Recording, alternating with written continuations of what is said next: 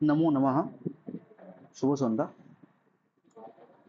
পূর্বদিনে আমরা কারক নিয়ে আলোচনা করছিলাম এবং সম্প্রদান কারক পর্যন্ত আমরা পড়িয়েছি, এবং আজকে আমাদের যে বাকিটুকু অংশ রয়েছে সম্প্রদান কারক যে বিভক্তি এবং পঞ্চমী যে অপাদান সেটা নিয়ে আজকে আলোচনা করা হবে।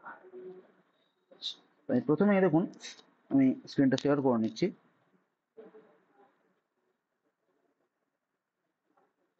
তবে দেখুন, চতুর্থী বিভক্তি বিষয়ে আমরা কিন্তু আলোচনা করতে পারছি।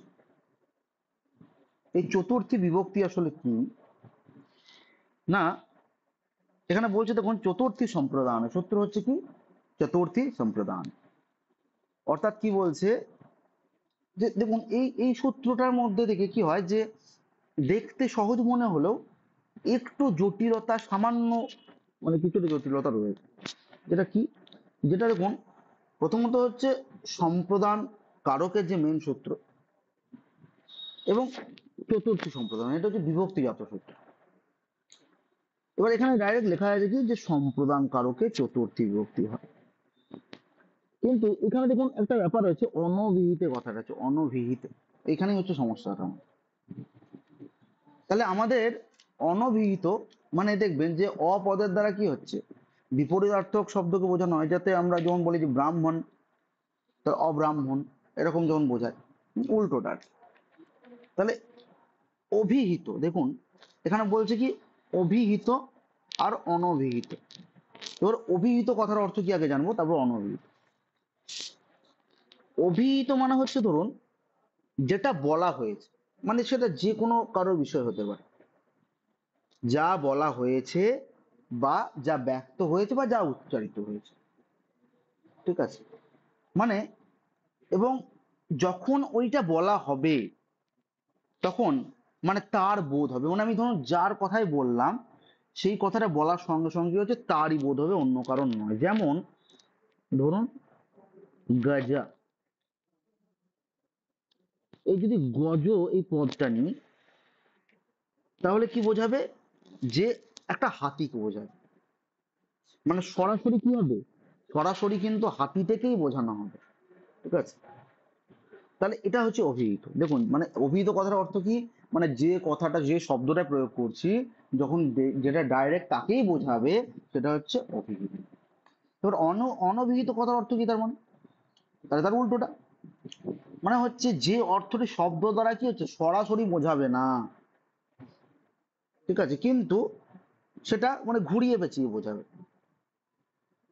কেমন ভাবে, যেমন হচ্ছে একটা উদাহরণ পাওয়া যায়, খুব প্রসিদ্ধ উদাহরণ, যেটা হচ্ছে আপনার গঙ্গায়াং ঘোষ, শুনেছেন হয়তো, যে গঙ্গা, গঙ্গায়াং ঘোষ। তাহলে এই যে গঙ্গায়াং ঘোষ পদটা রয়েছে, মানে দেখুন গঙ্গাতে ঘোষ পল্লী। বেশ, এবার ধরুন আমি ধরছি একটা গঙ্গা নদী আমি ধরে নিলাম। এবার ধরুন গঙ্গা নদী প্রবাহিত হচ্ছে, ঠিক আছে, ধরে নিই। তাহলে আমরা এটা কথার অর্থ কি, গঙ্গায়াম ঘোষ কথার অর্থ হচ্ছে গঙ্গাতে ঘোষ পল্লী। তাহলে এখানে ঘোষ পল্লী রয়েছে, কিন্তু ডাইরেক্ট কিন্তু মানে এখানে দেখুন গঙ্গাতে ঘোষ পল্লী, এটা কিন্তু ডাইরেক্ট কিন্তু বোঝানো হয়নি, অনভিহিত হয়েছে। অভিহিত বললে কি হচ্ছে, মানে গঙ্গার জলের মধ্যে ঘোষ পল্লী বোঝাবে, কিন্তু না, গঙ্গায়াম ঘোষ মনে হচ্ছে গঙ্গার তটে ঘোষ পল্লী, ঠিক আছে। এবার প্রশ্ন হচ্ছে যে গঙ্গার তটে বললেই হতো, গঙ্গায়াম কেন বলল? কারণ দেখুন মানে এটা বোঝানোর জন্য যে গঙ্গার যে পবিত্রতা, তোর মানে পবিত্রতা রয়েছে, গঙ্গার যে শীতলতা রয়েছে, সেই শীতলতাও তো কি বলছে, ঘোষপল্লী যারা বসবাসকারী তারা কি বলছে যে আমার মধ্যেও বিদ্যমান, মানে সেই জন্য আরো আগে করে দিচ্ছে, তাই না। যেমন হচ্ছে ধরুন কোনো ভালো আর্টিস্টের কথা বলছি, ভালো আর্টিস্ট বলতে ধরুন আমি ধরে নিলাম কুমার শানুর নাম নিলাম, যে আমাদের কি হচ্ছে একজন অন্যতম সেরা মানে কি বলবো যে গায়ক, যিনি হচ্ছেন কুমার শানু, মেলোডি গায়ক। এবং দেখুন কারোর হয়তো কুমার শানুর বাড়ি হচ্ছে এটা, ঠিক আছে, এটা একটা পাড়া ধরুন। এবার ওই পাড়া থেকে অনেক দূরে হচ্ছে অন্য একটা ব্যক্তির বাড়ি, কিন্তু যখনই তাকে বললেন কুমার শানুর বাড়ি, মানে কুমার শানুকে আপনাকে মানে ওই ব্যক্তিটাকে বললেন যে কুমার শানুকে আপনি চেনেন, তখন বললো কুমার শানু, আচ্ছা আচ্ছা, ও তো ওই আমার পাড়াতেই থাকে, মানে আমার পাশেই বাড়ি, এমন করছে যেন পাশেই বাড়ি, কিন্তু দেখুন অনেকটা ডিস্টেন্স। মানে এটা কেন বলছে, মানে বলতে চাইছে যে না আমার সাথে ভালো একটা সম্পর্ক আছে, এইটা বোঝানোর জন্য সে কিন্তু আরো বাড়িটাকে কাছে করে দিচ্ছে। ঠিক আছে, তাহলে এই যে বিষয়টা, এটা হচ্ছে কি, দেখুন এটা হচ্ছে ডাইরেক্ট নয়, এটা হচ্ছে অনভিহিত। ঠিক আছে, তাহলে দেখুন বলা হয়েছে যে এখানে উদাহরণ কি দিয়েছে, বিপ্রায় গাং দদা, মানে কি হচ্ছে, বিপ্র কথার অর্থ হচ্ছে ব্রাহ্মণ, তাহলে ব্রাহ্মণকে কি হচ্ছে বিপ্রায় গাং দদা, তাহলে বিপ্রকে গান মানে গায় আর কি, যেটা সেটা দিচ্ছে। ঠিক আছে, এটা অর্থ হচ্ছে, এটাই বোঝাচ্ছে। কিন্তু দেখুন এখানে বলেছে সূত্রে অনভিহিতে এর অধিকার আসছে, তাই অর্থ হচ্ছে অনভিহিতে সম্প্রদান, তাহলে কিন্তু অভিহিতে সম্প্রদান বোঝাবে না, এটা হচ্ছে অনভিহিতে সম্প্রদান বোঝাবে। আর অভিহিত হলে কি হবে, প্রাতিপদিকার্থে প্রথম হবে। এটা প্রশ্ন অনেক সময় আসে যে আচ্ছা বলুন তো, অভিহিত অভিহিত অর্থে সম্প্রদান না হয়ে কি হয়, তখন বলতে হবে যে প্রাতিপদিকার্থে প্রথমা হয়। এবার সেটা কেন হচ্ছে তো এটা দেখুন, বলছে দানীয়, দানীয় কি হচ্ছে, অনিয়র প্রত্যয় হচ্ছে অনিয়ার, আর অনিয়ার যখন দেখুন রয়ে হলন্ত আছে শেষে না, তাই রয়ে হলন্ত মানে কি হলন্তম, আগেও বলেছি এখনো বলছি যে হলন্তম মানে হচ্ছে ডিলিট করতে হবে, পানিনি বলছে যে হলন্তম মানে হচ্ছে তার সে লোপ সূত্র অনুসারে এটা ডিলিট করতে হবে, মুছে ফেলতে হবে। তাহলে অনিয়, অনিয়র থেকে অনিয় হয়ে যাবে, তাহলে দেখুন দানীয়, তাহলে বিপ্রদানীয়, মানে যদি বলা হয় যে বিপ্রদানীয় মানে হচ্ছে বিপ্রকে দান করা হচ্ছে, মানে বিপ্রকে কি করা হচ্ছে, সেই ব্রাহ্মণকে গাইটা দান করা হচ্ছে, এই এই অর্থে বোঝাচ্ছে। ঠিক আছে, কিন্তু এবার দেখুন এইখানে, তাহলে আগের উদাহরণটার সঙ্গে কি অসুবিধা হলো, কারণ হচ্ছে এখানে দেখুন আগে কি বলেছে, মানে দানীয় বিপ্র যদি বলে দিত, তাহলে কি বলছে, এখানে দানীয় শব্দে সম্প্রদানে অনিয়, এরকম হচ্ছে। আচ্ছা এখানে দেখুন বিপ্রায় গাং দদাতি, মানে বিপ্রকে কি হচ্ছে, গায়ে দান করা হচ্ছে, কিন্তু গাং দদাতি মানে এটা একটা দানীয়, মানে হচ্ছে দেখুন দানীয় মানে হচ্ছে উচিত, মানে আমি বললাম যে ব্রাহ্মণকে দান করা উচিত, তাহলে হচ্ছে এটা ডাইরেক্ট হয়ে গেল যে ব্রাহ্মণকেই বোঝাচ্ছে। আর দেখুন এখানে বলছে কি, আর এখানে বলছে বিপ্রায় গাং দদা, মানে হচ্ছে বিপ্রকে মানে গরু দেওয়া হচ্ছে, তা এটাও হচ্ছে ব্রাহ্মণকেই বোঝাচ্ছে, কিন্তু যখন কর্তা হিসেবে বিপ্রটা হয়ে যাবে তখন কি হবে, সেটা অভিহিত হবে, মানে প্রথমা হবে, অভিহিত অর্থে প্রথমা হয় ভাববেন, আর অনভিহিত অর্থে কি হয়, চতুর্থী হয়। ঠিক আছে, তাই এখানে বিপ্রায় করেছি, বিপ্রটা বিপ্রায়, মানে বোঝার ব্যাপারটা হচ্ছে এটা, যেটা যদি প্রশ্ন আসে, খুব ডিপলি প্রশ্ন আসে না, হয়তো এটা জিজ্ঞেস করে দিতে পারে যে বিপ্রায় গাং দদাতি, বিপ্রায় পদে কি অর্থে চতুর্থী হয়েছে, তাহলে বলবেন যে কি, এখানে অনভিহিত অর্থে হয়েছে, যেটা ডাইরেক্ট নয়, মানে এখানে কর্তা না বলে সম্প্রদান বলা হচ্ছে। ঠিক আছে, সেই জন্য এটা এই সূত্র হলো, আর কিছু না। এরপরে সূত্র দেখুন, তাদার্থে চতুর্থী বাচ্য, তাহলে তাদার্থে, আমি সহজ কথা বলছি, এখানে অনেক কিছু দেখবেন দেওয়া থাকবে, কিন্তু যেটুকু মানে এটুকু আপনাদের পড়ার জন্যই সবসময় দিয়ে থাকি, যে আপনার সুবিধার জন্য অনেকটাই সেটা ভাস্ট লেখা থাকে, কিন্তু এটা সহজ আমি মানে বলছি যে কোনো কিছু নিবারণের জন্য। ঠিক আছে, পরে ছোট করে নোটও করে রাখবেন দরকার হলে, শুনে এটা, যে কোনো কিছু নিবারণের জন্য অথবা প্রাপ্তির জন্য, মানে প্রাপ্তি বোঝালে, প্রাপ্তির জন্য বলতে প্রাপ্তির জন্য বোঝালে, মানে নিবারণের জন্য জন্য বোঝাতে পারে অথবা প্রাপ্তির জন্য বোঝাতে পারে, তাহলে যার জন্য বোঝাচ্ছে, ঠিক আছে, যার জন্য বোঝাচ্ছে সেখানে কি হচ্ছে, চতুর্থী হচ্ছে। তাহলে তাদার্থে, তাদার্থে মানে কি, তার জন্য, তাদ অর্থে, মানে তার অর্থে মানে হচ্ছে তার জন্য, এর কথা অর্থ হচ্ছে তার জন্য। তাহলে সহজ কথায় কি বললাম, যে নিবৃত্তির জন্য অথবা প্রাপ্তির জন্য, তাহলে নিবারণের জন্য হতে পারে অথবা প্রাপ্তির জন্য, যার জন্য বোঝায় তাতে হচ্ছে চতুর্থী। এবার দেখুন উদাহরণে চলে যায়, তাহলে উপায় দারু, তাহলে যুপ, যুপ মানে হচ্ছে যোগ্য বিশেষ। ঠিক আছে, তাহলে দারু কথার অর্থ হচ্ছে কি, কাঠ, সমিত যেটা কাঠ, তাহলে যজ্ঞে দেখুন কাঠ লাগবে, কাঠ ছাড়া কিন্তু যজ্ঞ সম্পন্ন হবে না, এবার সেই যজ্ঞের কাঠ, সেটা নর্মাল কাঠ হলে হবে না, যজ্ঞের কাঠের বিভিন্ন কাঠ আছে, ঠিক আছে? তো যজ্ঞ কিন্তু যদি বলেন যে আমি আম গাছের কাঠ দিয়ে বানিয়ে দেবো, যজ্ঞ হবে না। ঠিক আছে? তো সেই যে যজ্ঞীয় কাঠ কি বলছে, জুপায় দারু মানে কি, যজ্ঞের জন্য কাঠ। তাহলে আমি কি বলেছি, প্রাপ্তির জন্য হতে পারে অথবা নিবৃত্তির জন্য হতে পারে। তাহলে কি হচ্ছে, প্রাপ্তি বোঝাচ্ছে এখানে, যে জুপায় দারু অর্থাৎ কি, যে এখানে বোঝাতে চাইছে যে এখানে প্রাপ্তি, দেখুন যে যজ্ঞের প্রাপ্তির জন্য কি দরকার না, কাঠ দরকার। এবার দেখুন কুণ্ডলায় হিরণ্যম, তাহলে কুণ্ডলের জন্য কি হচ্ছে, সোনা, সোনা ছাড়া কুণ্ডল হবে না, এরকম বলতে চাইছে। অশ্বায় ঘাস, তাহলে ঘোড়ার জন্য ঘাস, কেন, ঘোড়া কি হচ্ছে, ঘোড়া ঘাসই খায় আর কি। তাহলে হচ্ছে এখানে কি প্রাপ্তি অর্থ। তারপরে দেখুন রন্ধনায় থালি, রান্না করার জন্য থালা আর কি। ব্রাহ্মণায় দধি, ব্রাহ্মণের জন্য দই আর কি। আর কি বলছে কি, মশকায় ধূম। এবার দেখুন এটা কিন্তু নিবারণ অর্থে, ওপরের যেগুলো দেখলেন সব কিন্তু প্রাপ্তি অর্থে, জুপায় দারু, কুণ্ডলায় হিরণ্যম, অশ্বায় ঘাস, রন্ধনায় স্থলি, ব্রাহ্মণায় দধি ইত্যাদি। কিন্তু এই যে মশকায় ধূম মানে কি, আপনি মশা নিবারণের জন্য বোঝাচ্ছেন তো, মানে মশাটাকে তাড়িয়ে দিতে চাইছেন, যে মশা যেন না থাকে, সেই জন্য কি হচ্ছেন, যে মশকায় ধূম। তাহলে মশক মানে এখানে হচ্ছে মশা নিবারণের জন্য ধোঁয়া ব্যবহার করছেন। পিপাসায় জল, তাহলে এখানেও ধরুন নিবারণ অর্থে, পিপাসা নিবারণ অর্থে, তাহলে পিপাসা নিবারণের জন্য জল। আর কি হচ্ছে, মুক্তায়ে হরিং ভজতি, তাহলে মুক্তি লাভের জন্য হরিকে ভজনা করছে। কারণ হরি বলেছেন, বিষ্ণু বলেছেন যে কি, যে আমার ভজনা যদি তুমি করো তাহলে কিন্তু আমি তোমাকে মুক্তির পথে নিয়ে যাবো। হ্যাঁ? তাহলে এটা কি হচ্ছে, বিষ্ণু পুরাণে বলা হয়ে থাকে যে তার কথিত বচন আর কি, যে আমার শরণাপন্ন যিনি হবেন তাকে কিন্তু আমি মোক্ষের পথে নিয়ে যাবো বা মুক্তির পথে নিয়ে যাবো।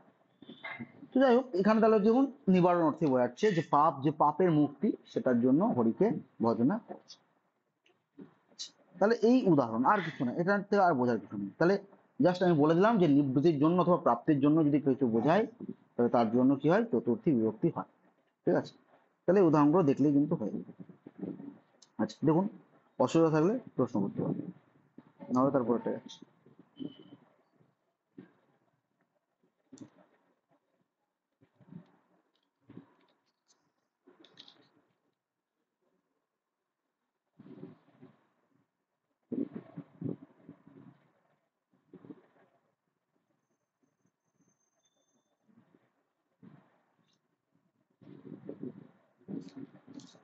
আচ্ছা ঠিক আছে, তাহলে দেখুন তারপরে যাচ্ছি আমরা পরের সূত্র। দেখুন কপি সম্পদ্যমান চ, এটা কে বলেছেন, বার্তিককার বলেছেন। বার্তিককার কে, কাকতায়ন। তাহলে তিনি কি বলছেন, যে কপি সম্পদ্যমান চ, তাহলে এর কথার অর্থ কি, দেখো সহজ কথা অর্থ বলছি, যে উৎপন্ন হওয়া অর্থে, যে এই সূত্রটা পাবেন, এই সূত্রটা হয় উৎপন্ন হওয়া অর্থে, এবং নিচেও লেখা আছে উৎপন্ন বা পরিণত হওয়া। তাহলে উৎপন্ন হওয়া অর্থে যদি, এই যে দেখলেন যে কাপ, আর কি হচ্ছে ধাতু, এগুলো ধাতু, আর হচ্ছে ধরুন কি বলছে, তদর্থক ধাতু, মানে তা সেই অর্থে আর কি, প্রয়োগে যা উৎপন্ন হয়, যেটা উৎপন্ন হয়, মানে উৎপন্ন হওয়া অর্থ আমি বলে দিয়েছি। এবং যা পরে, মানে কি বলবো, মানে এটার দ্বারা যা পরে উৎপন্ন হচ্ছে, মানে একটা বিষয়ের জন্য, মানে ধরুন আপনি একটা কাজ করছেন, ঠিক আছে, সেই কাজটা যে করছেন সেটা কাকে নির্দেশ করছে, নিশ্চয়ই কাউকে নির্দেশ করতে হবে। মানে আমি যদি বলি একটা ছাত্র সে পরীক্ষার জন্য পড়ছে, তাহলে আমি যদি বলি যে বালকः পরীক্ষায়, পরীক্ষার জন্য পাঠ্যতে, তাহলে সে কিন্তু পরীক্ষার জন্য পড়ছে। তাহলে দেখুন এখানে বোঝাতে, মানে বোঝানো হবে কি, যে উৎপন্ন হওয়া অর্থ বোঝাচ্ছে। কি উৎপন্ন হওয়া অর্থে, না এই যে পড়াটা উৎপন্ন হওয়া, আমি যে উদাহরণটা বললাম সেটা পড়া উৎপন্ন হওয়া, কেন কি, ভয়ে, পরীক্ষা আছে বলে। তাহলে এখানেও দেখুন উৎপন্ন হওয়া অর্থে হইতে হবে, যেমন হচ্ছে ভক্তি জ্ঞানায় কল্পতে। তাহলে ভক্তি কি হচ্ছে, যে দেখুন ভক্তি জ্ঞানায়, জ্ঞানের জন্য, মানে ভক্তির দ্বারা কি হচ্ছে, মানে ভক্তি জ্ঞানের জন্য, মানে জ্ঞান উৎপন্ন করছে।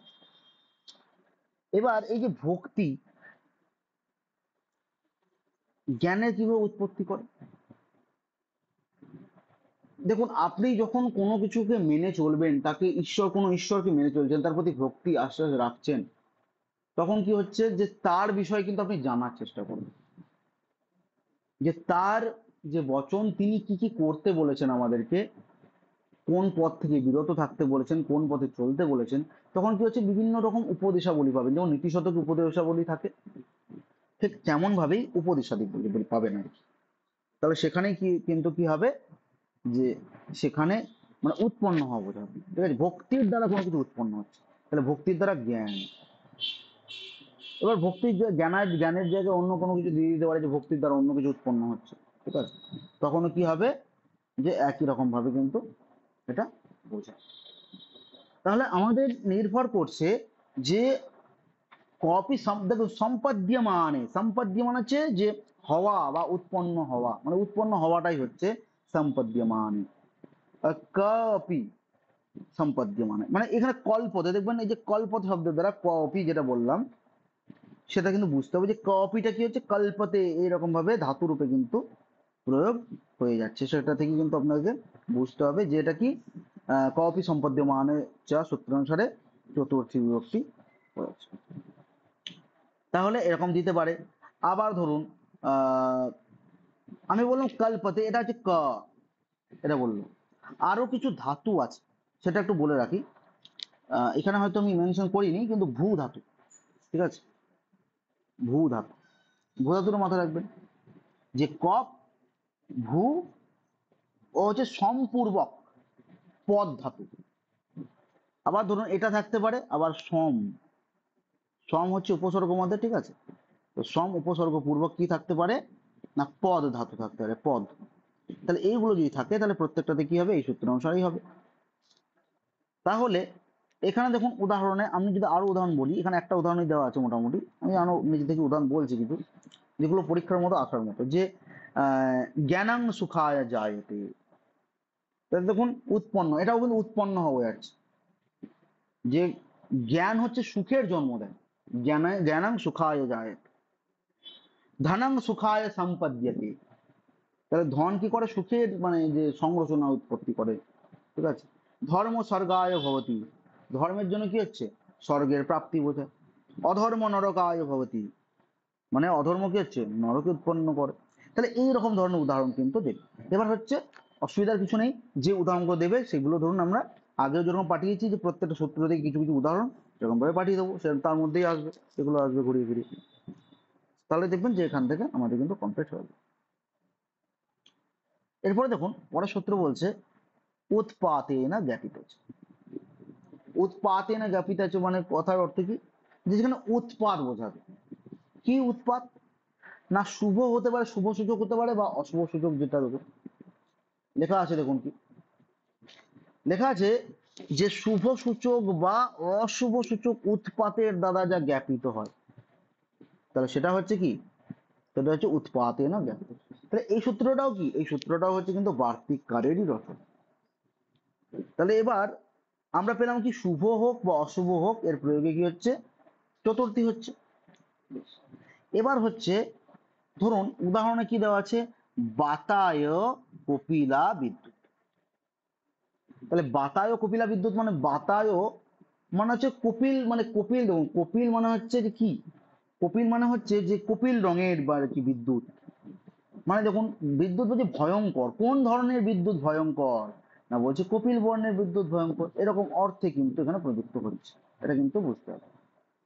তাহলে কপিল বর্ণের কি না, যে বিদ্যুৎ সেটা হচ্ছে ভয়ঙ্কর, এই অর্থে কিন্তু এটা প্রযুক্ত হচ্ছে।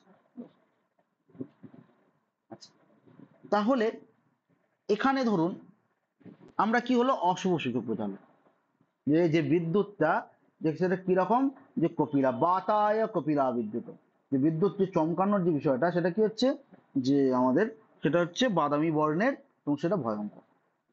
আর উদাহরণ দিতে পারে, ধরুন যদি বলি যে আতপায় অতি লোহিনী বিদ্যুৎ, মানে যে বিদ্যুতের যে ছটা, সেটা থেকে বাঁচতে পারেন যদি ছাতা, ছাতা নিয়ে থাকেন, আতপায় মনে হচ্ছে।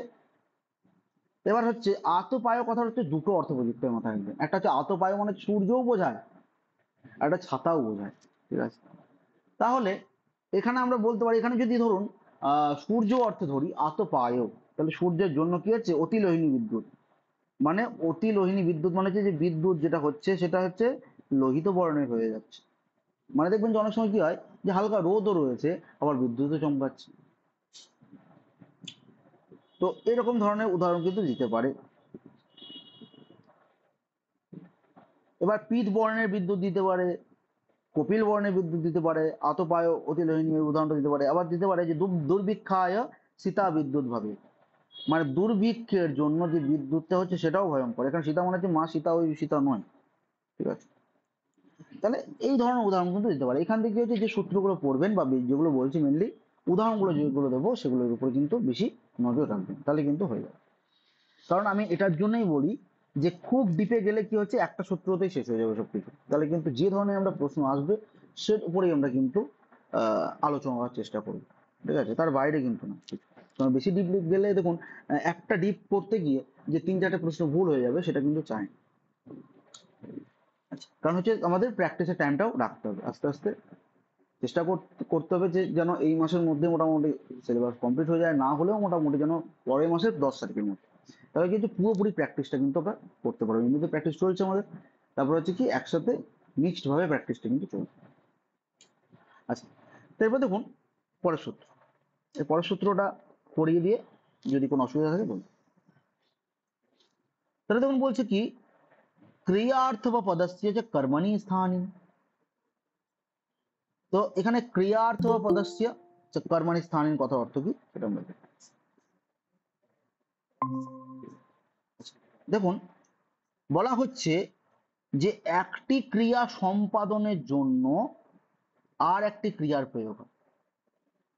মানে দেখবেন যে একটা ক্রিয়া আপনি করছেন, এবার সেই আর একটা ক্রিয়া যখনই আপনি ক্রিয়েটিভ করতে যাচ্ছেন যে ওই ক্রিয়াটা আমার দরকার, এই কাজটা করা দরকার, তো ওইটা করতে গিয়ে আর একটা ক্রিয়ার প্রয়োগ করা হলো, তখন কি হবে, তবে প্রথমোক্ত ক্রিয়াটি কি হচ্ছে অসমাপিকা এবং তুমুন প্রত্যয় যুক্ত হয়। এবার এটাকে আরো সহজভাবে বলছি, দেখুন যে তুমুন প্রত্যয়ান্ত, তুমুন প্রত্যয়ান্ত মানে কি, তুম শব্দ ইউজ হয়, করতুম, এই যে দেখুন এখানে লেখা আছে আহার তুম, ঠিক আছে, ইয়াস্তুম, এই যে বিষয়গুলো হয় তাহলে কি হচ্ছে খাদি তুম, তাহলে এরকম সব তুমুন প্রত্যয়। তাহলে কি বললাম, তুমুন প্রত্যয়ান্ত যদি ক্রিয়াটা না থাকে মানে ক্রিয়ার অবর্তমান, তাহলে তুমুন প্রত্যয়ান্ত ক্রিয়ার যদি না থাকে তার কর্মে চতুর্থী বিভক্তি হয়। এবার কর্ম মানে হচ্ছে করা, কোনো কিছু করাকে নির্দেশ করছে। তাহলে এবার দেখুন উদাহরণ দেখুন, মানে জাস্ট এটুকু বুঝে নিন যে তুমুন প্রত্যয়ান্ত ক্রিয়ার যদি না থাকে তাহলে তার কর্মে চতুর্থী বিভক্তি হয়। বাস, এটা হচ্ছে ক্রিয়ার্থ পদস্য যে কর্মণি স্থান। কর্মণি কেন বলছে, সেটা যে কর্মে চতুর্থী হয়। ঠিক আছে, তাহলে আপনাকে কিন্তু একটা খুব ভালো উদাহরণ দিতে পারে যে কর্মে চতুর্থীর একটা উদাহরণ বলতে পারে, কর্মে চতুর্থীর একটা উদাহরণ বলতে পারে, বা কর্মে চতুর্থী কোন সূত্র অনুসারে হয়। বেশিরভাগ কি দেয় যে উদাহরণটাই চাই যে কর্মে চতুর্থী, তখন ভাবি যে কর্মে বা চতুর্থী হয়, হ্যাঁ হয়, এই সূত্রানুসারে হয়। তাহলে কর্মে চতুর্থীর একটা উদাহরণ যদি চাই তাহলে নিচের যে কোনো উদাহরণ দিতে পারে। তাহলে এটার মানে এবার দেখুন কি বলছে। প্রথমে বলছে দেবদত্তিহা একজনের নাম, ফলেভ্যে যাত, তার ফলের জন্য যাচ্ছে, মানে দেবদত্ত ফলের জন্য যাচ্ছে, এবং জন্য অর্থে ব্যবহৃত হচ্ছে। কিন্তু এখানে তুমুন প্রত্যয়ান্তর অভাব ঘটেছে, তুমুন প্রত্যয়ান্ত হওয়া উচিত ছিল, কারণ ফলটি মানে নিতে যাচ্ছে, আহরণ করতে যাচ্ছে। সেই জন্য দেখুন লেখা আছে কি যে ফলানি আহার তুম জাতি, মানে আহরণ করতে যাচ্ছে, এটা হওয়া উচিত ছিল, কিন্তু ফলেভ্যে জাতি এরকম বলে দিচ্ছে, মানে কি ফলের জন্য যাচ্ছে। তাহলে এখানে যে তুমুন প্রত্যয়ের ব্যাপারটা ছিল, তুমুন প্রত্যয়ের অভাব ঘটে গেল। আর যেখানেই তুমুন প্রত্যয় দেখুন তাহলে করতে, আমরা বলি ফলটা মানে ফলটি আহরণ করতে, তাহলে এটা হওয়া উচিত ছিল, কিন্তু তুমুন প্রত্যয়ান্ত যেহেতু নেই সেহেতু কি হলো, এটা কিন্তু উজ্জ থেকে গেল, আহর্তুমটা কিন্তু হলো না। তাহলে যখনই আহর্তুম হবে না তাহলে কি হচ্ছে, তুমুন প্রত্যয় অবর্তমান হয়ে যাচ্ছে, তুমুন প্রত্যয় থাকছে না, এই যে তুম এটা চলে যাবে। তাহলে তুম যদি চলে যায় তাহলে কর্মে চতুর্থী হবে। তাহলে এটা কি বলবেন যে কর্মে দেবদত্তে ফলেভ্যে জাতি কর্মে চতুর্থী হয়েছে। ঠিক আছে, আরো দেখুন উদাহরণ রয়েছে যে ফলেভ্যে জাতি নমস্কুর্মন্নি শ্রী রামায়, নৃসিংহায় ইত্যাদি উদাহরণ দিতে পারে। যে উদাহরণগুলো দেবে সেটাই কিন্তু কি হবে, আমাদের কর্মে চতুর্থী হবে। ঠিক আছে, বেশ। তাহলে এই যে উদাহরণগুলো, আমি যে মূল কথা বললাম যে তুমুল প্রত্যয়ের অভাবে কর্মে চতুর্থী হয়, বাস এটা হচ্ছে সূত্রের নিয়ম আর উদাহরণ, এটা মনে রাখলেই এখান থেকে হয়ে যাবে। তাহলে দেখুন, উৎপাতে না জ্ঞাপিত আর হচ্ছে ক্রিয়ার্থ পদস্য কর্মানি স্থান, এর মধ্যে অসুবিধা থাকলে বলবো।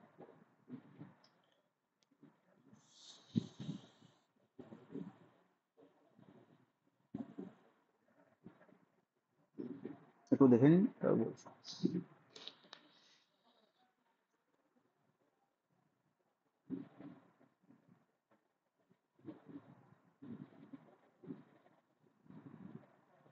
আচ্ছা, এরপরে দেখুন বলা হচ্ছে তুমূর্ধাচ্য ভাববচনা। এবার এখানেও কি হচ্ছে, এখানেও কিন্তু তুমুন প্রত্যয়ের ব্যাপারটা আসছে। এবার এইখানে গন্ডগোলটা হয় কি, দেখবেন অনেকে করে বসেন যে ক্রিয়ার্থ পদস্য কর্মনি স্থানীন করবো না তুমূর্ধাচ্য ভাববচনা বলবো।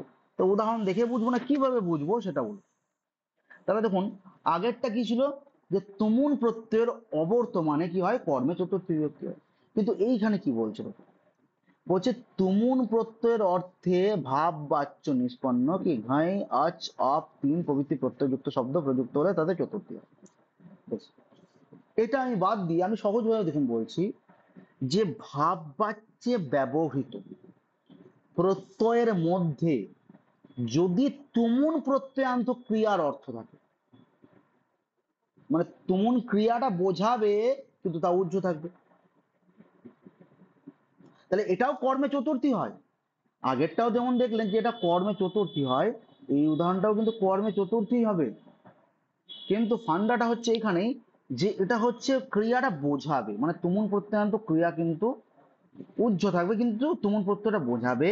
এবং তার সঙ্গে সঙ্গে আরো কি বলে দিয়েছে দেখুন, যে কিছু প্রত্যয় রয়েছে। কি কি না, বলছে ঘাই আচ আপ তিন, এইগুলো প্রযুক্ত, এগুলো প্রযুক্ত থাকতে হবে, শুধু তুমন থাকলে হবে না। শুধু তুমন থাকলে তো এই সূত্র বলে দিতে পারি, কিন্তু বলছে না, যদি তুমনের সঙ্গে সঙ্গে কি হচ্ছে এই প্রত্যয়গুলো যুক্ত থাকে তাহলে কি হয় না, তুমুরটা হচ্ছে ভাব রচনা সত্যনাশরে কর্মে চতুর্থী। এবার তাহলে ঘয়, এই যে ব্যাপারটা, ঘয়টা হচ্ছে ঘয়ে দেখবেন যে অটা পড়ে থাকে আর বিশেষ, ঠিক আছে, যখন যোগ করবেন, যেমন এই যে যেমন জজ, যুক্ত ঘাই, ঠিক আছে। এবার এটা থেকে অনেক সূত্র আছে মাঝে, যে এটার থেকে আয়ের নিবৃত্তি হলো, প্রবৃত্তি হলো, হ্যাঁ এত আমরা ভেতরে যাচ্ছি না, কিভাবে হলো এত দরকার নেই।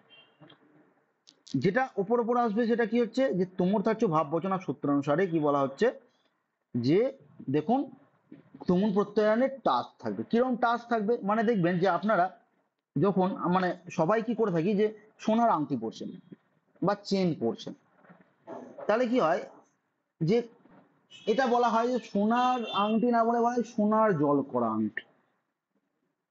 তাহলে এটাও হচ্ছে ওই রকম, মানে তুমুল প্রত্যয়ান্ত ক্রিয়া থাকছে কিন্তু কোথাও যেন থাকছে না, মানে বোঝানোর জন্য বলছে ওই সোনার জল করার মতো, ঠিক আছে।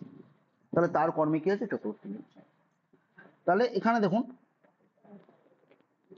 এখানে উদাহরণে যদি যাই তাহলে কি হচ্ছে পাকায়, তাহলে পাকায় জাতি মানে পাকের জন্য যাচ্ছে। পাকের জন্য মানে কি, কোনো কিছু রান্না করছে, সে রান্নাটাকে পাক করতে যাচ্ছে। তাহলে পাক করতে বলে পাকতুম হওয়া উচিত ছিল, কিন্তু পাকায় হয়েছে, ঠিক আছে। তো এইখানে সেই জন্য দেখুন, যে এই সূত্রানুসারে কিন্তু কর্মে চতুর্থী হলো। তাহলে এখানে বলেইছে যে দেখুন, পাকায় জাতি মানে পাক করতে, করতে বললেই তুমুন হয়ে যাবে, কিন্তু করতে বলছে না, পাকের জন্য যাচ্ছে বলছে। মাথার মধ্যে রাখুন যে পাকের জন্য, মানে পাকায় মানে যে পাকের জন্য, নিমিত্ত অর্থে যদি চতুর্থ বলি তাহলে কি বলবো, যে পাকের জন্য যাচ্ছে। কিন্তু প্রথম যদি বলে দিত যে পাক করতে যাচ্ছে, তখন কি হয়ে তুমুল প্রত্যয়ান্ত হয়ে যেত, কিন্তু তুমুল প্রত্যয়ান্ত কি হচ্ছে, তার থাকছে। তাহলে এই অর্থে কিন্তু ঘয় হচ্ছে, এই যে ঘাই যেটা বলছে ভাব বাচ্য অর্থে প্রযুক্ত হচ্ছে। তাহলে ভাব বাচ্য দেখুন আগে আপনারা পড়েছেন, কি ভাব বাচ্যের কথার অর্থ কি, যে যেখানে আমার কর্তা থাকছে, ক্রিয়া থাকছে, কিন্তু কর্মটা থাকছে না, কর্মটা কোথাও গিয়ে উজ্জ্ব থাকছে। তাহলে এখানেও দেখুন কর্ম উজ্জ থাকছে, যে পাকায় জাতি মানে পাকের জন্য যাচ্ছে, মানে পাক করতে, এই করাটাই হচ্ছে কর্ম। তাহলে পাক করতে এখানে কিন্তু উজ্জ্বল করে দিয়েছে, বলছে পাকায় জাতি পাকের জন্য যাচ্ছে, তাহলে করার কথাটা কিন্তু উল্লেখ করছেন। সেই জন্য কি হয়ে গেল, এটা কিন্তু উজ্জ্ব থাকার জন্য এটা কর্মে চতুর্থী হয়ে গেল এই সূত্রানুসারে। এবার মনে রাখবেন কিভাবে, উদাহরণের দ্বারা। যে উদাহরণগুলো জাস্ট বলে দেবো, যে ধরুন যদি বলি বালকঃ খাদনায় গচ্ছতি, মানে বালক ঠিক আছে খাওয়ার জন্য যাচ্ছে, তাহলে এই খাদনায়াটা কি হচ্ছে, খাদিতুম হতো, কিন্তু খাদনায় করে দিচ্ছে। আবার যদি বলি যে পিতা গমনায় গচ্ছতি, গমনায় গচ্ছতি যদি বলে গমনায় ইচ্ছতি, মানে পিতা কি করছেন, যে গমনের জন্য ইচ্ছা প্রকাশ করছেন, যে যাবেন কোথাও, ঠিক আছে। তাহলে এই অর্থে কি হবে, যে গন্তুম হওয়া উচিত ছিল কিন্তু গমনায় হয়ে গেল, তাহলে এখানেও কি হচ্ছে, তুমূর্থাচ্ছ ভাববচনা, ঠিক আছে। তাহলে জাস্ট মানে উদাহরণগুলো তো দেবোই, ধরুন যেগুলো আগে যেরকম ভাবে দিয়েছিলাম প্রত্যেকটা সূত্র থেকে চারটে পাঁচটা করে উদাহরণ ছিল, সেরকম ভাবে ওইগুলো আলাদা করে পাঠাবো। তাহলে এই সূত্রতে বুঝে নিন যে তুমুন প্রত্যয়ের উজ্জ্ব থাকছে, কিন্তু তুমুন প্রত্যয় বোঝাচ্ছে, কিন্তু যদি ডাইরেক্ট বোঝাতো তাহলে তুমটা চলে আসতো, কিন্তু এখানে কি বলছে, জাস্ট মানে জন্য এই অর্থে কিন্তু করে দিচ্ছে, ঠিক আছে। আচ্ছা, এরপর দেখুন পরের সূত্রটা খুব সহজ, বলছি কি এই শব্দগুলো যোগে চতুর্থী বিভক্তি হবে, যে নমঃ স্বস্তি স্বাহা স্বাধালং বসট যোগা। তাহলে দেখুন নম শব্দ যদি আমরা নমস্কার অর্থে তো করি, যে ওং নমঃ শিবায়, বলি না নমঃ শিবায়, তা নম যোগে কি হচ্ছে, চতুর্থী হচ্ছে। এবার দেখুন এই যে স্বস্তি, তাহলে স্বস্তি প্রার্থনা অর্থে, ঈশ্বরের স্তুতি অর্থে আমরা বলে থাকি। যেমন দেখবেন যে রয়েছে যে স্বস্তি, যখন একজন রাজা হয়, কোনো একজন রাজপুত্র থেকে তিনি মানে তার রাজ্যাভিষেক হচ্ছে, তখন এরকম বলা হয় যে ওং স্বস্তি না ইন্দ্র বাজস্রবা, এরকম বলা হয় স্বস্তি, মানে তার প্রশ্ন মানে তার মঙ্গলার্থে কিন্তু স্তুতি করা হচ্ছে দেবতাকে। তাহলে স্বস্তি। স্বাহা, স্বাহা দেখবেন যে হবিদান ক্ষেত্রে আমরা বলি যে আগানে স্বাহা, যা কিছু বললেন, যা কিছুই স্বাহা করতে চাইছেন, যা কিছু অগ্নিতে সমর্পণ করতে চাইছেন, সেটা হচ্ছে স্বাহা। স্বাধালম কি, যে স্বাধা দেখবেন যে কি হচ্ছে, পিতৃপুরুষদের তর্পণের জন্য কি করা হয়, যে স্বাধা বলা হয়, ঠিক আছে। আচ্ছা, তাহলে এই অর্থে এবং বসট যোগ আছে। তাহলে ইন্দ্রায় বসট দেখুন এখানে রয়েছে দৈত্যভ্য প্রভু আলম ইন্দ্রায় বসট, তাহলে বসট যোগ হয়ে যাচ্ছে, ঠিক আছে। তাহলে এই শব্দগুলোর যোগগুলো দেখবেন যে এই শব্দের যোগ চতুর্থী হচ্ছে, ঠিক আছে। যদি সব মানে নাও মনে থাকে কোনটা কি অর্থে প্রযুক্ত হচ্ছে, কোনো অসুবিধা নেই, কিন্তু যেন এটা মনে থাকে যে এই শব্দের যোগে চতুর্থী হচ্ছে। তাহলে দেখুন নমঃ স্বস্তি স্বাহা, তাহলে আলম, আলম কথার অর্থ দেখুন এখানে বলছে যে সমর্থ অর্থে, এবং বসট শব্দের যুগে মানে চতুর্থী হচ্ছে। হরায়ে হে হরায়ে নমঃ প্রজাভ্য স্বস্তি, দেখুন প্রজার কল্যাণের জন্য উন্নতির জন্য কি হচ্ছে, স্বস্তি ঈশ্বরের কাছে প্রার্থনা। অগ্নে স্বাহা পিতৃভ্য স্বাধা, দেখবেন মহালয়া বলেন ওং স্বাধা, প্রথমেই দেখবেন যে বীরেন্দ্র কৃষ্ণ ভদ্রের কণ্ঠে শুনতে পাবেন যখনই মহালয়া চালাবে, তাহলে কিন্তু তখন পিতৃপুরুষের তর্পণের জন্য এটা কিন্তু ব্যবহৃত হয়। দৈত্য, দৈত্যেভ্য প্রভু আলম, তাহলে দেখুন এখানে আলম কথার অর্থ কি বলেছে, যে সমর্থ অর্থে, মানে দৈত্যদের জন্য প্রভুর আর কি, মানে প্রভু আর কি রয়েছেন নিধনার্থে তাদের, ঠিক আছে। তো এই যে অর্থ, এখানে কিন্তু শব্দগুলো দেখবেন যে শব্দগুলো আছে।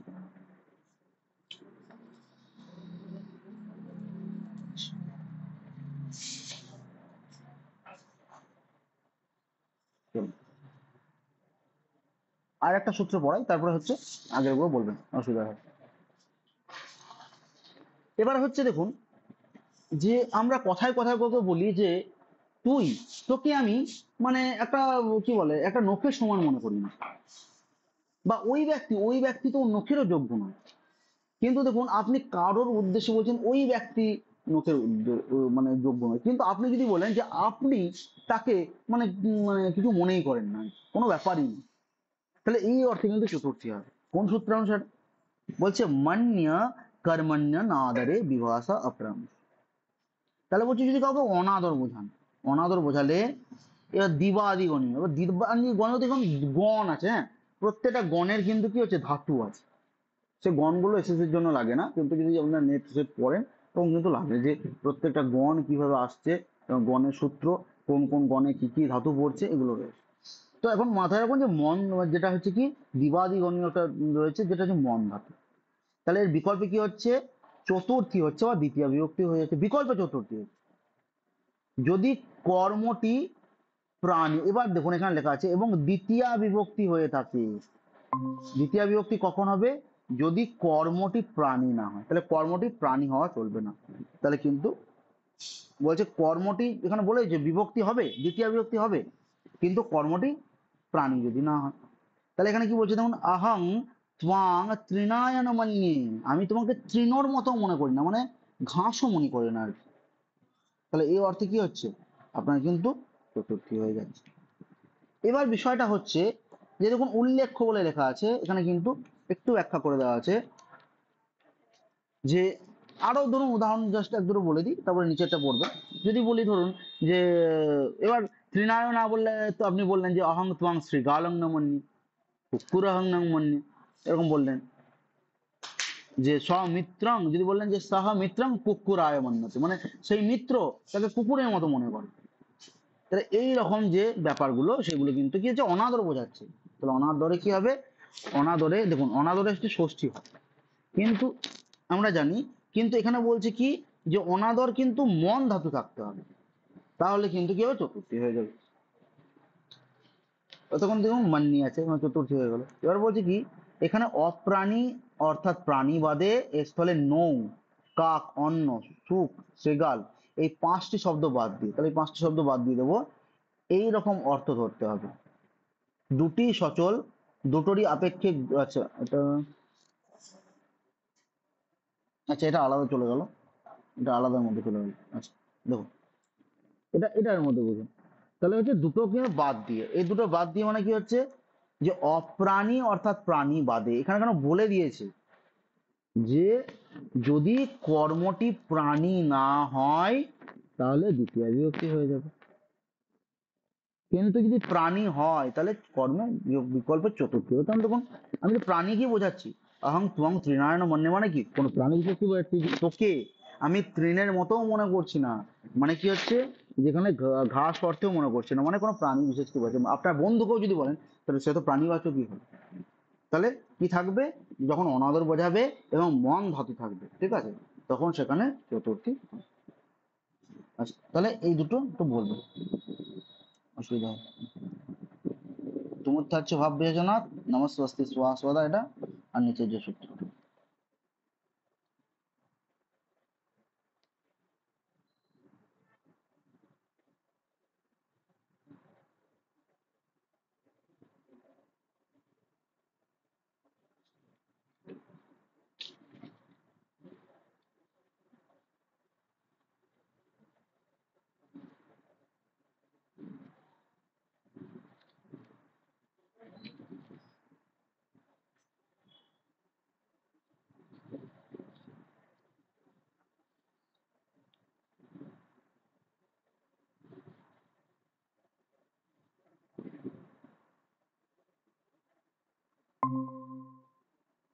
আচ্ছা তাহলে দেখুন আমরা আগে এগোচ্ছি। তাহলে এইটুকুই মোটামুটি কি ছিল, যে এইটুকুই আমাদের যে সূত্র, সেটা হচ্ছে চতুর্থী বিভক্তি সূত্র, ঠিক আছে। তাহলে চতুর্থী বিভক্তি কিন্তু এখানে আমাদের শেষ হলো, এবং এরপর আমরা কিন্তু অপাদানে কিন্তু আমরা প্রবেশ করি। এবং অপাদান কারক বিভক্তি তো রয়েছে পরে, কিন্তু আগে কি রয়েছে, অপাদান কারক রয়েছে। এবার অপাদান কারকের মধ্যে দেখুন ছবি একটা দেখতে পাচ্ছি, ঠিক আছে, এটা আমি সহজভাবে বলছি, সূত্রটা মেনশন আমি করে দেবো।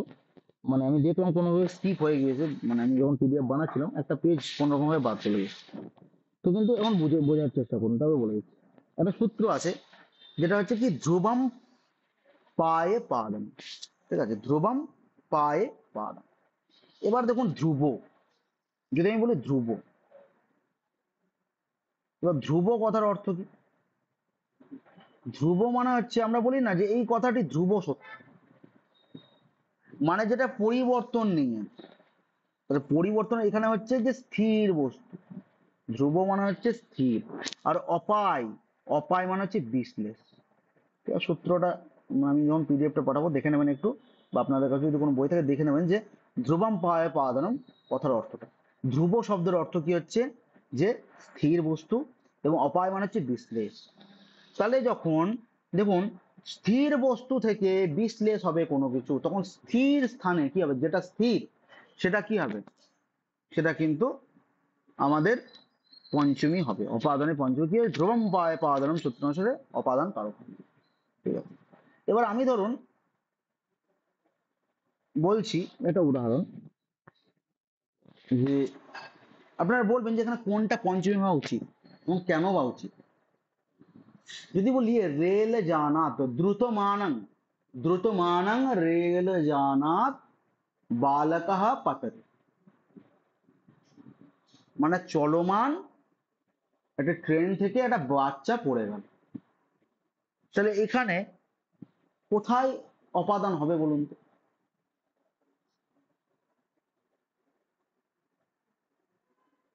অপাদানটা কোথায় হওয়া উচিত? আমরা বলেছি স্থির বস্তুতে হবে, কিন্তু বলছে যেখান থেকে পড়ে যাচ্ছে সেখান থেকে, মানে এটা ধরুন ট্রেন, আমি ধরছি যে ট্রেনের একটা বগি, এবার ট্রেন থেকে ধরুন পড়ে গেল, তাহলে এই স্থানটাকে মানে কি এখানেই বলছেন যে পঞ্চমী হবে? সেটা তো চলমান।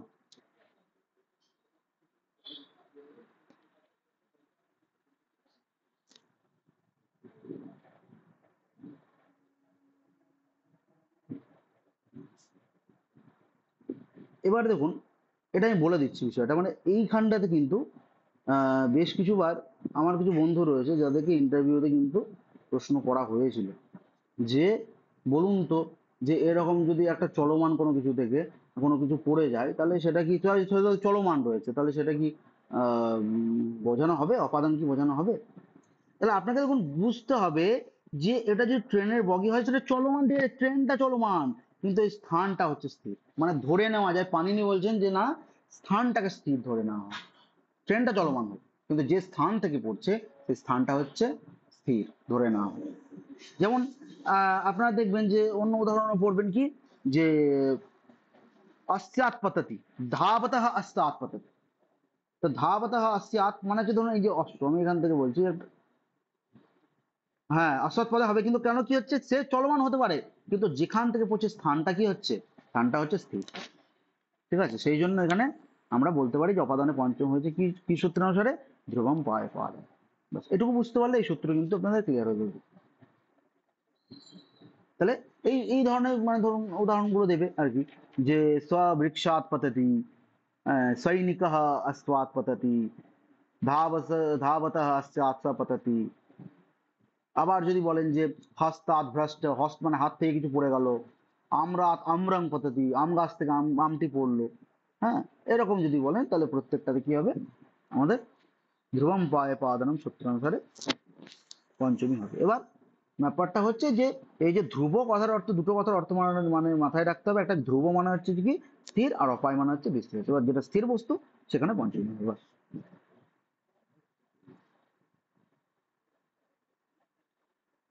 এবার দেখুন এই সূত্রটা খুবই সহজ, দেখুন ভিত্রার্থানাং ভয় হয়। তার আগে একটা আছে, তার আগে দেখুন বলছে যুগুপসা বিরাম প্রমদার্থান উপসংখ্যান। তাহলে বার্তিককার কাত্তায়ন বলেছেন, এখানে জাস্ট এই যে শব্দগুলো, এই শব্দগুলো কিন্তু থাকবে, ঠিক আছে, এই শব্দগুলো যুগে কি হবে, এখানে কিন্তু পঞ্চমী হয়ে যাবে। যেমন দেখুন বলেছে কি, যে যুগুপসা, এবার অর্থগুলো দেখুন দেওয়া আছে, যুগুপসা কথার অর্থ হচ্ছে নিন্দা অর্থে, বিরাম মানে হচ্ছে বিরতি আমরা জানি, প্রমাদ মানে হচ্ছে অনাবধানতা, অনবধানতা। ঠিক আছে, তাহলে হচ্ছে এটা হচ্ছে মানে প্রমাণ, মানে দেখুন আমরা বলি না যে অনবধানতা বা অসাবধানতা, মানে ধরুন আমরা কোনো কিছু এমন কাজ করেছি প্রমাদে, মানে উন্মত্ত হয়ে কোনো কাজ করেছি যেটা কিন্তু ফলাফল কি হবে সেটা কিন্তু আমরা চিন্তা ভাবনা না করে মানে সেটা করে ফেলেছি, মানে প্রমাদ। আমরা প্রমাদ কখন হয়ে যায়, যখন অত্যন্ত আনন্দিত হয়ে পড়ে, তখন আমরা প্রমাদগ্রস্ত হয়ে পড়ি। যেমন হচ্ছে আপনারা জানেন যে রামায়ণে একটা ঘটনা ঘটেছিল, যে বানর সেনাকে হায়ার করা হয়েছিল, যে মানে যেহেতু আর কি রাবণ তো বরপ্রাপ্তি পেয়েছিলেন যে কোনো মনুষ্যের কাছে, দেবতার কাছে আর কি মৃত্যুবরণ তার হবে না মৃত্যু, কিন্তু তিনি বানর সেনার কাছে, তিনি বানর সেনাকে তুচ্ছ বলে মনে করেছিলেন, যে ও আমার কিচ্ছু করতে হবে। তো সেই বানর সাহায্যে ধরুন রাবণ হত হয়েছিল।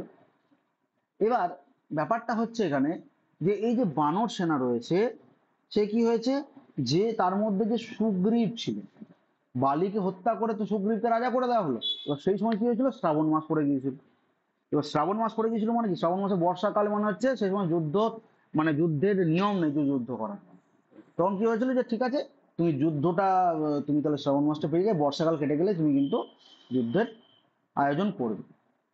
কিন্তু সে রাজা হয়ে যাওয়ার পর এতটাই প্রমত্ত হয়ে পড়েছিল যে 3-4 মাস কাটিয়ে ফেলেছে এবং শীতকাল সমাগত আর কি, তখন আর কি মানে তার মাথায় নেই যে রামচন্দ্রের সঙ্গে এসব কথা হয়েছিল।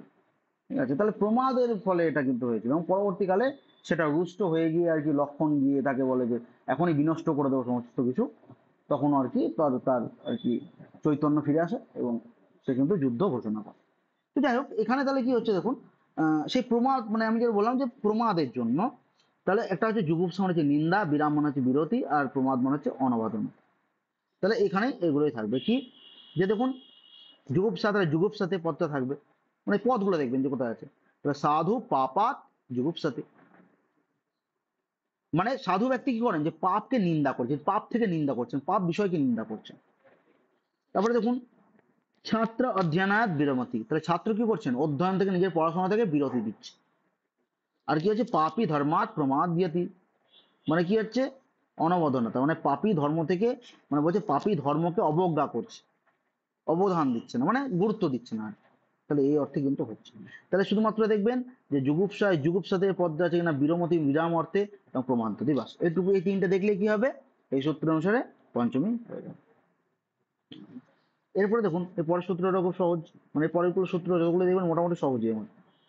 তাহলে দেখুন এখানে বলছে ভৃত্রার্থনাং ভয়, তাহলে যদি ভয় বোঝায় এবং কি থাকবে, ভি ধাতু থাকবে, ঠিক আছে, এবং ভয় অর্থে এবং ত্রাণ অর্থে, যে ভয় পাচ্ছেন এবং ত্রাণ চাইছেন আপনি, তাহলে কি হচ্ছে, সেই অর্থে ভয় যোগে হেতু যোগে কি হচ্ছে পঞ্চমী হবে। তাহলে এখানে ভি ধাতু থাকছে, তাহলে তখন বিভেতি এটা আছে ভি ধাতু হয়ে গেল। তাহলে স চোরাদ বিভেতি, সে চোর থেকে ভয় পাচ্ছে। রামঃ দস্যুভ্যে ত্রায়তে, তার দস্যুদের কাছ থেকে কি ত্রাণ চাইছে, মানে রক্ষা চাইছে, তাহলে ত্রাণ অর্থেও হবে বলেছি। তাহলে হরি সিংহাস রক্ষিত রক্ষতি, তাহলে এখানেও ত্রাণই চাইছে দেখুন, মানে হরি কি করছে, সিংহ থেকে রক্ষা চাইছে যে আমাকে রক্ষা করুন। তাহলে এই যে অর্থে বলছে, তাহলে এই অর্থে কি হচ্ছে ভৃত্রার্থানাং, মানে যার কাছ থেকে ভিত্রা, ভিত্রার্থানাং মানে ভয় এবং ত্রাণ, এই ত্রাণাং ভিত্রার্থানাং, মানে ভয় পাওয়া হবে এবং ত্রাণ করা বোঝানো হবে। তাহলে যার কাছ থেকে ভয় পেয়ে আপনি ত্রাণ চাইবেন বা ভয় পাবেন, সেইখানে কি হবে, পঞ্চমী হবে। বাস এই হচ্ছে আমাদের সূত্র। এরপরে দেখুন পরের সূত্র হচ্ছে পরাজয়ের সৌর। এখানে কিছুই নাই, পরা উপসর্গ থাকবে আর জি ধাতু থাকবে। তাহলে এই বিষয়ে কি বলছে, যেটা অসহনীয়, যেটা আপনার সহ্য করার বিষয় নয়, সে সহ্য করার বিষয় নাতে কি হবে, অপাদান সংজ্ঞা প্রাপ্ত হবে এখানে। ঠিক আছে, তাহলে দেখুন ছাত্র অধ্যয়নাৎ পরাজয়তে, তাহলে আগেরটাতে কি ছিল, যে ছাত্র অধ্যয়নাৎ বিরমতি, তাহলে বিরমতি অর্থে কিন্তু ওই যে যুগুপ্সার সূত্র অনুসারে হয়ে যাবে। কিন্তু যখনই বলবে যে পরাজয়তে, তাহলে কি হচ্ছে পরাপূর্বক জি ধাতু আছে, তাহলে কি হচ্ছে এই অর্থে কি হবে, যে পরাজয়ের সোরা হয়ে যাবে। আচ্ছা, আবার যদি ধরুন পরাজয় মানে কি, অধ্যয়ন পরাজয় বললাম, তারপর যদি বলে যে ত্বাৎ পাপাৎ পরাজয় এসে, তাহলে পরাজয় এর ব্যাপারটা আছে নিয়ে দেখবেন, বাস তাহলে কিন্তু পরাজয়ের সোরা। এরপরে দেখুন বারণার্থ নাম ইপসিত, তাহলে বলছে বারণার্থক ধাতু, মানে বারণ করে যা বোঝাবে। তাহলে বারণার্থক ধাতুর প্রয়োগ যা ইপসিত, তা হচ্ছে অপাদান। ইপসিত কথার অর্থ আপনারা জানেন, যে যেটা আপনার পেতে ইচ্ছা করে, যে কর্তার যা পেতে ইচ্ছা করে সেটা হচ্ছে আমাদের ঈপ্সিত, আমরা পড়েছি। তাহলে এখানে কি বলছে, যে বারণার্থক ধাতুর প্রয়োগে যে আপনার যেটা ইচ্ছা সেটাকে অপাদান করা হবে। কিন্তু বারণ কথার অর্থ দেখুন, বলছে কোনো কাজে প্রবৃত্তিতে ব্যাঘাত, যেমন কি হচ্ছে জবেভ্য গাং বারয়তি প্রভু, তাহলে জব কি হচ্ছে, ধরুন জবকে কি করা হয়েছে, রোদে শুকাতে দেওয়া হয়েছে, এবং কি হচ্ছে গায়ে এসে গরু এসে সেটাকে ভক্ষণ করছে, তাই না। তাহলে এটা কি হচ্ছে, এখানে ছবি দেখুন দেওয়া আছে, মানে গাড়িটা কি করছে, এই যে জব যেটা রয়েছে, জব কিন্তু ভক্ষণ করতে যাচ্ছে, কিন্তু বারণ করছে কে? প্রভু। তাকে আটকাচ্ছে প্রভু। তাহলে তার ঈপ্সিত কি হচ্ছে? প্রভুর ঈপ্সিত হচ্ছে যে, এখানে বলতে পারি যে প্রভুর ঈপ্সিত হচ্ছে যে না, সে যেন না খায়। ঠিক আছে? কারণ ঈপ্সিত দেখুন, এই যে ঈপ্সিত, তাহলে কি হচ্ছে? জবটাই তো ঈপ্সিত। এবার দেখুন একটা বিষয়, এখানে ঈপ্সিত বলেছে, দেখুন ঈপ্সিত কিন্তু গরুর ঈপ্সিত না বলে প্রভুর ঈপ্সিত করেছে। দেখুন তলায় দাগ দিয়েছে যে প্রভুর ইচ্ছা। এবার কেন ইচ্ছা বলেছে? কারণ দেখুন, জবটাকে সে তো পরবর্তীকালে সেই প্রভুরই হবে, তার পরিবারবর্গই সেটাকে ভক্ষণ করবে, তাই তাদেরই ঈপ্সিত, তাদেরই চাওয়ার ইচ্ছা। তাহলে ঈপ্সিত বস্তুকে কি হচ্ছে? বারণ করছে, এই কেন যাচ্ছিস, এটা তো আমার জিনিস। তখন গরুকে কিন্তু বারণ করছে। সেই জন্য কি হচ্ছে? এটা বারণার্থ। বারণার্থ মানে হচ্ছে বারণ করা অর্থে, যেটা ঈপ্সিততম বস্তু সেটাতে কি হচ্ছে? যে যেটা ঈপ্সিততম বস্তু সেটাতে কি হচ্ছে? সেটাতে কিন্তু পঞ্চমী। তাহলে জব যেহেতু এখানে ঈপ্সিত বস্তু, তাহলে জবেই আমরা কি বলবো? যে পঞ্চমী হবে। সেই জন্য দেখুন কি দেওয়া আছে, যে যাবে ভিয়া, তার পঞ্চমী হয়ে গেল গাং বারাইতি প্রভু। ব্যাস। আচ্ছা, এরপরে দেখুন একটু আলোচনা রয়েছে, সেই আলোচনাটা একটু দেখেন।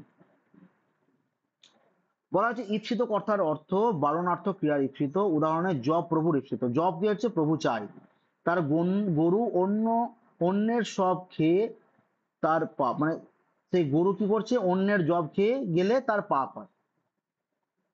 আর কি বলছে? তাই জব খেতে উন্মুখ সেই গরু তাকে নিবারণ করছে। মূল কথা হচ্ছে তার যেহেতু পছন্দ, তার ইচ্ছিত, সেই জন্য তাকে তাড়িয়ে দেওয়া হচ্ছে। সুতরাং তা হলো কি হচ্ছে?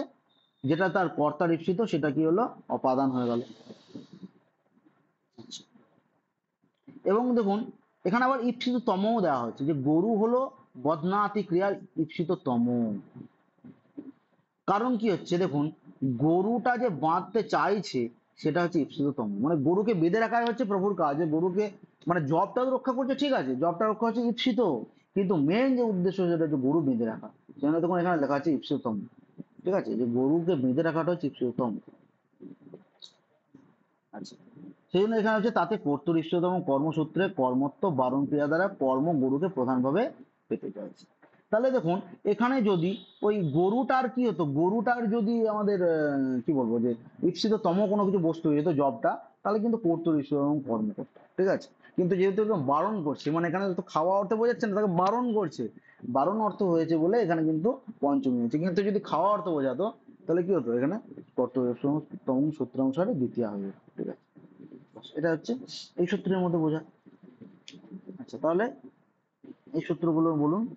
এই যে ভীত্তার্থাং বসাতে পরাজয় সহ বারণ যেটা রয়েছে, এখানে কোনো অসুবিধা থাকলে বলতে পারেন।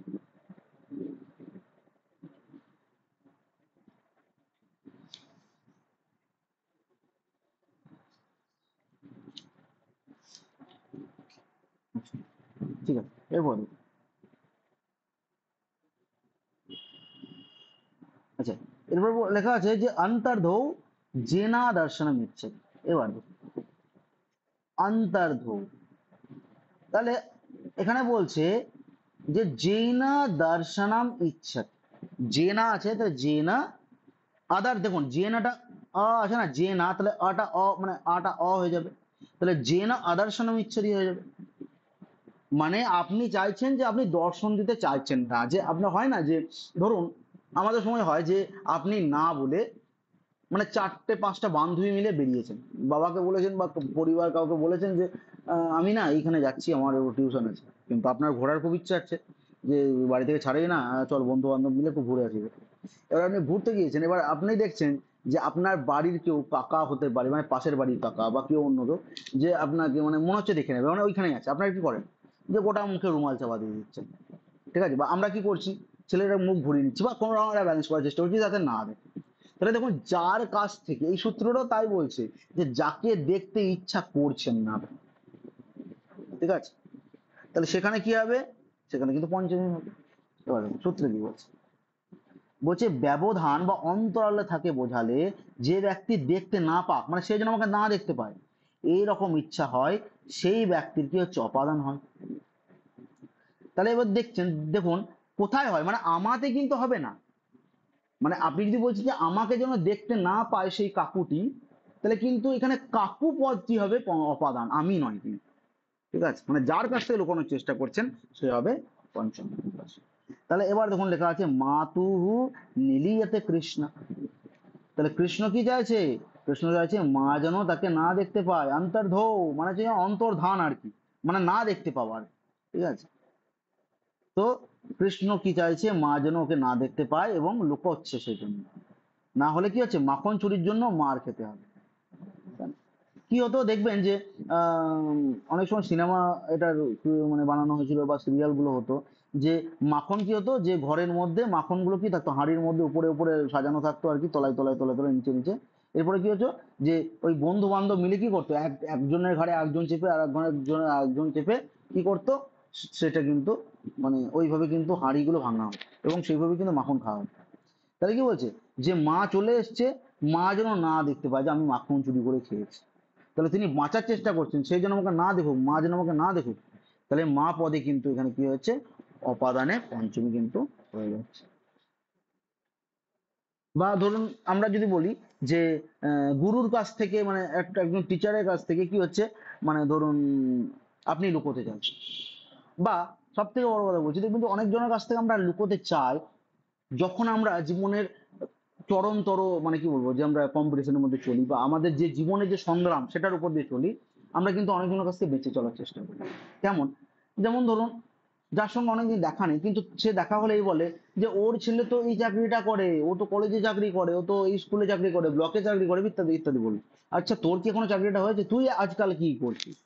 এই যে দেখুন, এই সমস্ত লোকের কাছ থেকে আমরা কি করি, যারা জব এখনো হয়তো পাননি যারা আপনারা, তাহলে কি হচ্ছে, আপনারা আমিও যখন জব পাইনি তখন হচ্ছে আমিও হয়তো কি হচ্ছে লুকিয়ে লুকিয়ে একটা মানে বেড়ানোর চেষ্টা করার মতো একটা অবস্থা, যে না যেন সে আমাকে না দেখে। তাহলে এই যে বিষয়টা, তাহলে কিন্তু আহ এখানে আপনাকে বুঝতে হবে যে আপনি লুকোনোর চেষ্টা করছেন, যে তাকে চাইছেন না যে সে আমাকে দেখুক, তার সঙ্গে কথা বলতে চাইছেন না। তাহলে এই অর্থে কি হয়ে গেল, আমাদের অপাদানে পঞ্চমী হয়। এরপরে দেখুন, যোনি কর্ত প্রকৃতি। যোনিপূর্ত প্রকৃতি ভূপ্রবাহ কাছাকাছি, কিন্তু দেখুন দুটোর মধ্যে একটা পার্থক্য রয়েছে। কি বলছে, যা হতে কিছু উৎপন্ন হয় বা জন্ম হয় তাতে অপাদান হয়। তাহলে যা থেকে উৎপন্ন হয় সেটা হচ্ছে জনগর্ত প্রকৃতি। যেমন কি হচ্ছে, বীজাত অঙ্কুরাহা যায়, তাহলে বীজ থেকে কি হচ্ছে, অঙ্কুর উৎপন্ন হচ্ছে। ধর্মাৎ সুখম ভবতি, ধর্ম থেকে সুখ হচ্ছে। ব্রহ্মণ ব্রজা প্রজায়ন্তে, তাহলে ব্রহ্ম থেকে যে প্রজা, সে কি হচ্ছে, প্রজা পালনকারী হচ্ছে, মানে প্রজা প্রজায়ন্তে।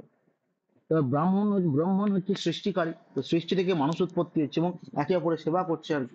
মানে একটা থেকে একটা উৎপন্ন হচ্ছে। এবার দেখুন এখানে বলা হয়েছে জনে কর্তা জনি কর্তা, অর্থাৎ জায়মান। আচ্ছা, হেতু বলতে নিমিত্ত কারক বা উপাদান কারক, না দুটোই, এই দিকে মতভেদ আছে। কিন্তু উপাদান কারক হলো সেটা যা কার্যোৎপত্তির পরেও দ্রব্য থাকে। এবার এখানে জনি কর্তৃ প্রকৃতি, দেখুন কথার অর্থ হচ্ছে ধরুন একটা জিনিস উৎপন্ন হচ্ছে, আমি বললাম যে একটা বীজ, এই বীজ থেকে কি হচ্ছে, একটা বৃক্ষের উৎপন্ন হচ্ছে। ঠিক আছে, একটা বৃক্ষ কিন্তু হয়ে গেল, বীজ থেকে একটা বৃক্ষের উৎপত্তি কিন্তু হলো। এবার এই যে বৃক্ষের উৎপত্তি হলো, সেখানে এই বীজটা তো তার মধ্যে অন্তর্নিহিত রয়েছে, মানে বীজের ফলেই তো সেটা বৃদ্ধি করা হলো। সেই জন্য দেখুন এখানে কি বলেছে, যে ঘট কার্যেও মৃত্তিকা, মানে ঘটটা ঘট হয়ে যাচ্ছে কিন্তু তার মধ্যে যে মাটির গুণটা, সেটা তো তার মধ্যে বর্তমান থাকছে। যেমন একটা গাছ গাছ হয়ে গেল, তার বীজের যে গুণটা সেটা কিন্তু তার মধ্যে বর্তমান থাকছে। তাহলে কিন্তু এখানে কি বলছে দেখুন, নিমিত্ত এখানে হচ্ছে কার্যোৎপত্তির পর দ্রব্য থাকে না। তাহলে সেটা কি হচ্ছে, যে কার্য যে উৎপত্তি হচ্ছে সেটা মাটির রূপে থাকছে না, কিন্তু সেটা ঘট আকার হয়ে যাচ্ছে, কিন্তু মাটি তার মধ্যে বর্তমান রয়েছে। তাহলে এইরকম যদি অর্থ বোঝায়, তাহলে কি হচ্ছে, জানি করতে প্রকৃতি, মানে যেখান থেকে কি হচ্ছে, একটা বিষয় উৎপন্ন হচ্ছে। ঠিক আছে, মানে একটা থেকে একটা ট্রান্সফার হচ্ছে, একটা থেকে একটা উৎপন্ন হচ্ছে অন্য কিছু। যেমন আমরা যদি বলি যে দুধ থেকে দই হচ্ছে, ধরুন দুধ থেকে দই, তাহলে একটা থেকে একটা উৎপন্ন হচ্ছে, তাহলে এখানে কিন্তু জনিগত প্রকৃতি হচ্ছে। ঠিক আছে, আর পরের সূত্রটা দেখুন, যেখানে ভূ ধাতু থাকবে, ভূবহ প্রবহ, তাহলে ভূবহ প্রবহ কথার অর্থ কি, যে জায়গা থেকে কোনো কিছু প্রথম প্রকাশিত হয় সেই স্থানের অপাদান। ঠিক আছে, তাহলে যেখান থেকে কোনো কিছু উৎপত্তি করছে সেটা কি হচ্ছে, সেটাই হচ্ছে অপাদান হচ্ছে। তাহলে যখন ভূ ধাতু থাকবে তার মধ্যে কিন্তু ভূ ধাতু থাকবে, যেমন প্রভাবতী, এখানে উপসর্গ করে দিয়েছে প্র, কিন্তু ভবতী তো রয়েছে। তাহলে হচ্ছে প্রভাবতী, তাহলে এখানে কি হলো যে এই সূত্র অনুসারে পঞ্চমী হলো। কিন্তু কি হচ্ছে হিমাবত গঙ্গা, তাহলে যে যে আমরা বলছি আমরা হিমবাহ থেকে যে গঙ্গা উৎপত্তি, মানে গোমুখ গুহা থেকে আমরা জানি, হিমালয়ের গোমুখ গুহা থেকে, কিন্তু এখানে হিমাবত বলেছে, মানে হিম মানে হিম, ওখানে তো বরফই আর কি, সেই বরফের যে ব্যাপারটা থেকে যে গঙ্গার উৎপত্তি হচ্ছে, তাহলে একটা উৎপত্তি স্থান। কিন্তু আগেরটা দেখুন, একটা থেকে একটা উৎপত্তি হচ্ছে, একটা থেকে একটা মানে ট্রান্সফার হচ্ছে, সেটা জনিগর্ত প্রকৃতি। কিন্তু এটা কি হচ্ছে, ডাইরেক্ট কি হচ্ছে, এটা উৎপত্তি স্থল বলছে, উৎপত্তি স্থল বোঝাবে। এবং যদি ভূ ধাতু থাকে তাহলে সেটা কি হচ্ছে, ভূব প্রবহ, এই সূত্র অনুসারে অপাদানে কি হবে, মানে অপাদান কারক হবে। তাহলে এই সূত্র তিনটা দেখে নিন একটু। আচ্ছা, একটা সূত্র বাদ গেল না। আচ্ছা দেখুন, এটা বলে দিই। এটা হচ্ছে আখ্যাত উপযোগী, খুব ইম্পর্টেন্ট একটা সূত্র। মানে দেখুন, যদি আপনি নিয়ম পূর্বক বিদ্যা গ্রহণ করেন, মানে আপনি ধরুন কেউ ধরুন পড়াচ্ছে, আপনি মন দিয়ে সেটা কি করছেন, সেটা অভ্যাস করছেন, লিখছেন, প্র্যাকটিস করছেন, ঠিক আছে, এবং সেটা কি হচ্ছে, নিয়ম পূর্বক করছেন। কিরকম নিয়ম পূর্বক, মানে আমি ধরুন পড়াচ্ছি, আমি বলছি যে আপনাদের কিন্তু প্রত্যেক সপ্তাহে 3টে করে এক্সাম নেবো, আপনারা কিন্তু নিয়মিত সেই এক্সাম গুলো দিচ্ছেন, নিয়মিত ক্লাস করছেন, মানে কি আপনি নিয়ম পূর্বক কিন্তু চালাচ্ছেন, সেই দিনগুলো কিন্তু করছেন, মানে নিয়ম পূর্বক করছেন। কিন্তু যদি নিয়ম পূর্বক না হয় তাহলে কিন্তু হবে না, ঠিক আছে। তাহলে এখানে দেখুন কেন বলছি হবে না, কারণ এখানে দেখুন লেখা আছে যে উপাধ্যায়াত অধীতে, মানে উপাধ্যায় থেকে কি হচ্ছে, অধ্যয়ন করছে। তাহলে অধ্যয়ন করছে মানে কি, সেখানে নিয়ম পূর্বক অধ্যয়ন করছে। কিন্তু দেখবেন আমরা অনেক সময় কি করি, যে কোনো জায়গায় কোনো কিছু শুনতে যাই, মানে ধরুন একটা সিনেমা দেখতে গেলেন, সিনেমা থেকে হচ্ছে আপনার কিছু মোটিভেশনাল স্পিচ দেওয়া হলো, সেগুলো আপনারা শুধু মানে কার্য কোনো ফলিত করলেন না, নিয়ম পূর্বক সেগুলো পালন করলেন না, কিন্তু শুধু শুনলেন। তাহলে শুধু শোনা হলো, সেটা নিয়ম পূর্বক, তাহলে তো অধ্যয়ন হলো না, নিয়ম পূর্বক কার্য সাধন হলো না। তাহলে সেখানে কিন্তু আবার হবে না। যেমন এখানে দেখুন উদাহরণ রয়েছে, নাটাত গ্রাথাং শৃণোতি, ঠিক আছে, মানে যখন নটের কাছ থেকে গান শিখছেন তখন নটাত হয়ে যাবে, মানে শুনছেন, শুনছেন মানে শুধু শুনছেন না, ঠিক আছে, তখন শিখছেনও। কিন্তু যদি আপনি নিয়ম পূর্বক না বোঝান, তাহলে নাটাসটা নাটাস্য হয়ে যাবে, ঠিক আছে। যদি দিয়ে দেয় নাটাস্য গাথাং শৃণোতি, মানে কি নটের গাথা শুধু শুনছেন, নটের কাছে কিছু শিখছেন না, তখন কিন্তু এই সূত্র হয়ে যাবে, ঠিক আছে। আচ্ছা, তাহলে এই সূত্রগুলো একটু দেখে নিন, কোনো প্রশ্ন থাকলে করতে পারবেন।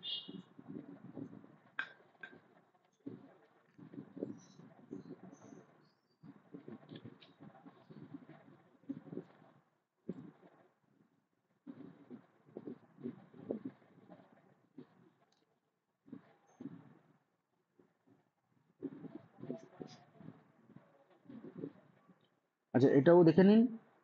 আর একটা বিষয় যেটা বলে নিন, সেটা হচ্ছে যে মানে পঞ্চমী বিভক্তি পরেও আছে এরপরে, মানে যদি চাপ লাগে, যদি মনে হয় যে না মানে এইটুকুই থাক, একটু অসুবিধা হয়ে যাবে বেশি হলে, তাহলে এইটুকুই থাকবে, নাহলে কিন্তু পঞ্চমী বিভক্তি পর্যন্ত পড়ে যাবে। যদি কোনো অসুবিধা না থাকে তাহলে পঞ্চমী বিভক্তি পড়ে যাবে।